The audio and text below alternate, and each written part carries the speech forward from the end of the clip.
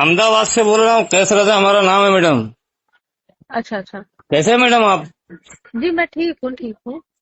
कैसा अब देख रहा हूँ सोशल मीडिया पे क्या है मैडम वो ये ठीक मैडम है। चल रहा है। सही है, सही में ज्वाइन कर रहे हैं। ज्वाइन कर रहे हैं बीजेपी आप। हाँ हाँ। अच्छा, तो क्या ऐसा दबाव आ गया बताइए। अब हम लोग जो एक तरफा आपके साथ आया है और उसके बाद जो इस कदर जिस बीजेपी के खिलाफ हम लोग आपका सपोर्ट किया अब उसी में जा रही है, तो ये ठीक है। हाँ बिल्कुल ठीक है। अच्छा। मैं जीती तो नहीं ना चुनाव की, आप कहते कि जीत के धोखा दे के चली गई।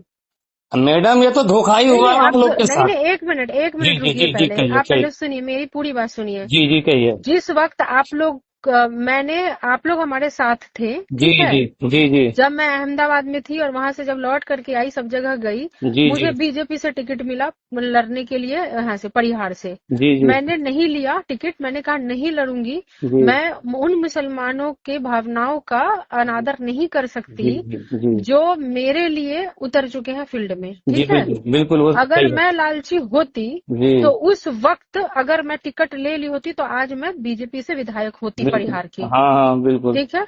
और जी जी इस बात का सबूत मैंने कम से कम 100 आदमी को दिखाया था, मैसेज मैंने कि देखिए दिलीप, मेरा क्या मैसेज आया है कि रितु जी आप परिहार से बीजेपी की कैंडिडेट रहिए, सीट आपकी रहेगी, जी जी आपकी जो इच्छा है जनता का सेवा करना ये सब होगा। जी। लेकिन हमने कहा कि जो मुस्लिम मेरे लिए अहमदाबाद इधर उधर दिल्ली हम्म, मुंबई सब जगह से जो आ गए, और जी जब वो यहाँ आए तो उनको यहाँ आके पता चलेगा कि रितु जायसवाल तो बीजेपी में चली गई, तो जी कोई आदमी किसी पे कभी भरोसा नहीं करेगा जी जिंदगी में। जी तो मैं चाहे जो हो जाए, मैं परिणाम रिजल्ट जो मैं मुझे मानती हूँ कि मैं बीजेपी का एक्सेप्ट कर लूंगी, तो हम्म, ये सीट मेरी हो जाएगी। जी लेकिन मैं ऐसा नहीं करूंगी क्योंकि इंसानियत से लोगों का भरोसा उठ जाएगा। जी जी जी जी ठीक है। जी मैंने बिल्कुल। बीजेपी ठुकरा दिया। जी जी अब राजद मुझे 6 साल के लिए पार्टी से निकाल चुकी जी है, जी ठीक है। जी जी 6 साल का मतलब होता है कि इसी बीच एमएलए का भी चुनाव हो जाएगा, 5 साल में एमएलए का चुनाव होगा, तो बिल्कुल। दूसरा एमएलए का चुनाव भी 5 साल में हो जाएगा, और 3 साल में एमपी का भी चुनाव हो जाएगा। जी जी जब जी एमएलए एमपी का चुनाव हो जाएगा तो